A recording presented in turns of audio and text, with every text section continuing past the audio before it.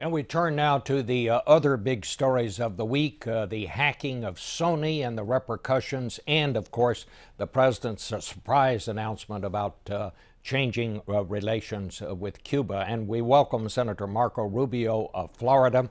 Senator, let me ask you first about this Sony situation. You last week asked the president, quote, to undo the damage to freedom of speech and expression caused by Sony's decision not to release this movie. What exactly do you want him to do?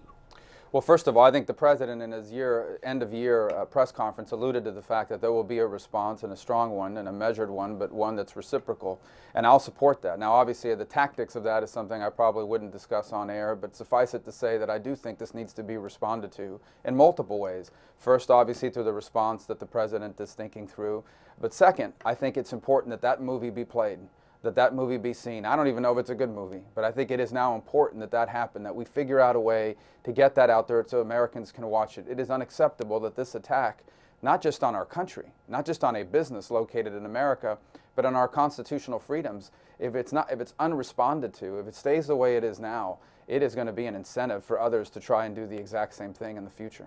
Well, the head of the Republican Party, Reince Priebus, said the Republican Party will ask people to buy a ticket to that movie. Is that a good idea?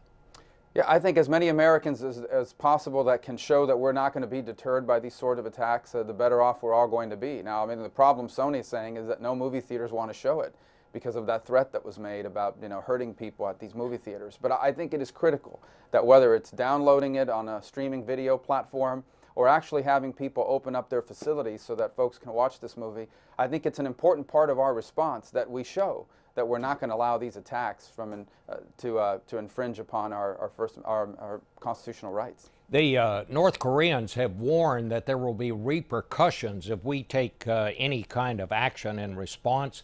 They're saying that we should join them in investigating this. Should that be taken seriously? No, it shouldn't. Look, the North Koreans, first of all, is not even a government. It's a criminal syndicate that controls territory and need to be treated as such. Now, unfortunately, they possess nuclear weapons and are led by an irrational leader, so all that needs to be taken into account. But North Korea is going to be a growing problem for the foreseeable future. You have a person running that country that is mentally unstable, but also someone that is fully capable of overestimating his own strength and ends up miscalculating and creating a real catastrophe, not just vis-a-vis South Korea, but also Japan and the United States. This is a very serious threat. It's not just a cyber threat. I think North Korea has the potential to become a source of huge instability in the next few months here.